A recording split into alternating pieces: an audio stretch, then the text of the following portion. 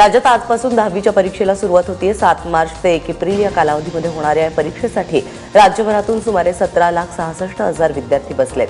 4,000हून जास्त केंद्रांवर ही परीक्षा घेतली जाणार आहे।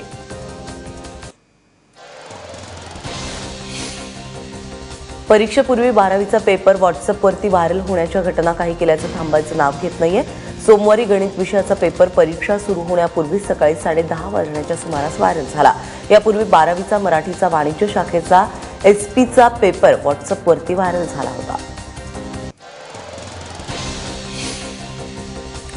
ईव्हीएम मशीनमधील घोळामुळे भाजपने सत्ता मिळवल्याचा आरोप होत असताना शरद पवारांनी भाजपला सुखद धक्का दिलाय। पराभव मान्य करून आणि चुका सुधारून पुन्हा लढण्यासाठी सज्ज झालं पाहिजे असा कानमंत्र काल शरद पवारांनी कार्यकर्त्यांना दिला।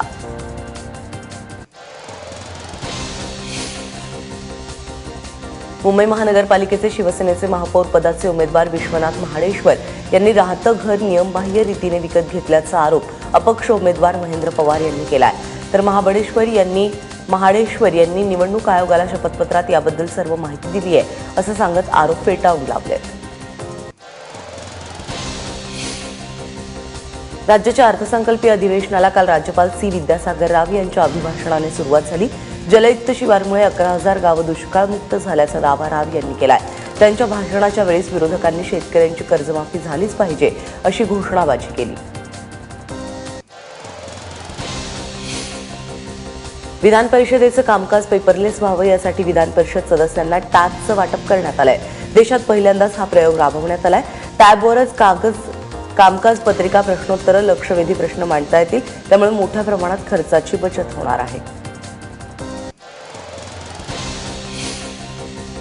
प्रशांत परिचारक यांना तात्काळ निलंबित करावं अशी मागणी भाजप वगळता सर्वपक्षीय आमदारांनी केली आहे। काल अर्थसंकल्पीय अधिवेशनाच्या पहिल्याच दिवशी ही मागणी करण्यात आली। शिवसेनेच्या आमदार नीलम गोरे यांनी प्रशांत परिचारक यांच्यावरती गुन्हा दाखल करण्याची मागणी केली आहे।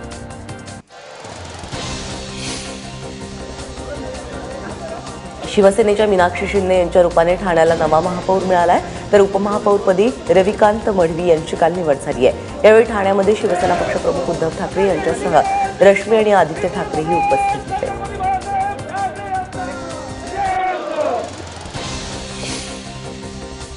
2019च्या विधानसभा निवडणुका कोणत्याही घोळाशिवाय पार पडाव्यात यासाठी राष्ट्रवादीचे नेते जितेंद्र आव्हाड यांनी हायकोर्टात धाव घेतली आहे। आव्हाडांनी काल मतदार याद्यातील घोळासंदर्भात मुंबई उच्च न्यायालयामध्ये एक जनहित याचिका दाखल केली।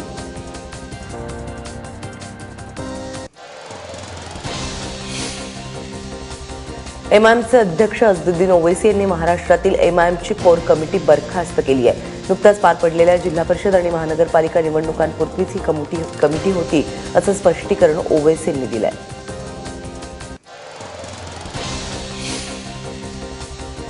सांगलीतल्या म्हैसाळमधील गर्भपात प्रकरणी डॉक्टर बाबासाहेब खिद्रापुरेंच्या भारती हॉस्पिटलमध्ये कसून चौकशी सुरू झालेली आहे। ज्या तळघरातील खोलीमध्ये गर्भपाताची कृत्य व्हायची तिथे काल अधिकारी पोहोचले। तेथील सर्व कागदपत्रांची आणि औषधांची तपासणी करण्यात आली। गुडगावमधील वेदांता हॉस्पिटलमध्ये एअर अँब्युलन्स बँकॉक जवळ क्रॅश झालेली आहे। यामध्ये पायलटचा मृत्यू झाल्याची माहिती परराष्ट्र मंत्री सुषमा स्वराज यांनी ट्विटरद्वारे दिली आहे। या एअर अँब्युलन्समध्ये 5 जण होते, यातील 4 जखमींवरती बँकॉकच्या हॉस्पिटलमध्ये उपचार सुरू आहेत। प्रचाराच्या शेवटच्या दिवशी उत्तर प्रदेश राजकीय वातावरण चांगलंच ढवळून निघालेलं आहे। पंतप्रधान नरेंद्र मोदींनी वाराणसी हिंदू विश्वविद्यालयाजवळ असलेल्या गढवा घाट आश्रमाला काल भेट दिली।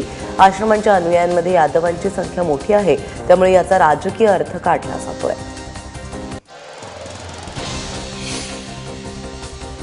पंतप्रधानांचं वय झाल्याने मी आणि अखिलेशने त्यांना आराम द्यायचा निर्णय घेतलेला आहे अशा शब्दात काल राहुल गांधींनी नरेंद्र मोदींवरती निशाणा साधला।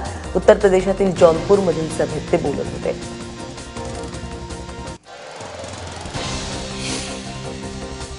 बाबरी खटल्याच्या सुनावणीमध्ये होत असलेल्या उशिराबद्दल सर्वोच्च न्यायालयाने चिंता व्यक्त केली आहे। तर सर्व आरोपींची संयुक्त सुनावणी घेतली जाऊ शकते असं सर्वोच्च न्यायालयाने म्हटलेलं आहे। भाजपचे ज्येष्ठ नेते लालकृष्ण अडवाणी, मुरली मनोहर जोशी आणि केंद्रीय मंत्री उमा भारती यांच्या अडचणीमध्ये वाढ होऊ शकते।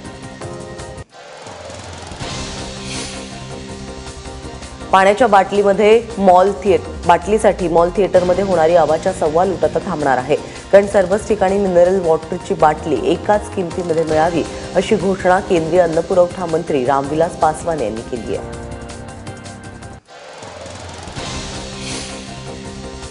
दिल्लीचे मुख्यमंत्री अरविंद केजरीवालांनी जेटलींवरती दिल्ली क्रिकेट बोर्डामध्ये घोटाळा केल्याचा आरोप केल्यानंतर जेटलीने दिल्ली उच्च न्यायालयामध्ये अब्रू नुकसानीचा खटला दाखल केला आहे. या खटल्याच्या सुनावणी दरम्यान अरविंद केजरीवाल यांचे वकील राम जेठमलानी यांनी अरुण जेटलींची उलट तपासणी केली.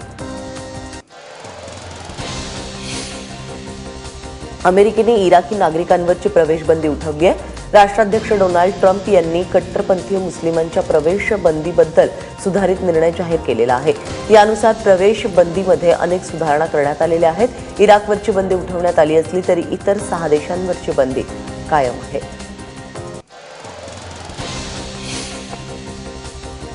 तीस वर्ष भारतीय नौदलाची शक्तीस्थळ म्हणून मिरवणारी INS विराट ही विमानवाहू युद्धनौका काल निवृत्त झाली आहे. नौदलाच्या मुंबई फोर्टमध्ये त्यासाठी एका विशेष समारंभाचं आयोजनही काल केलं गेलं.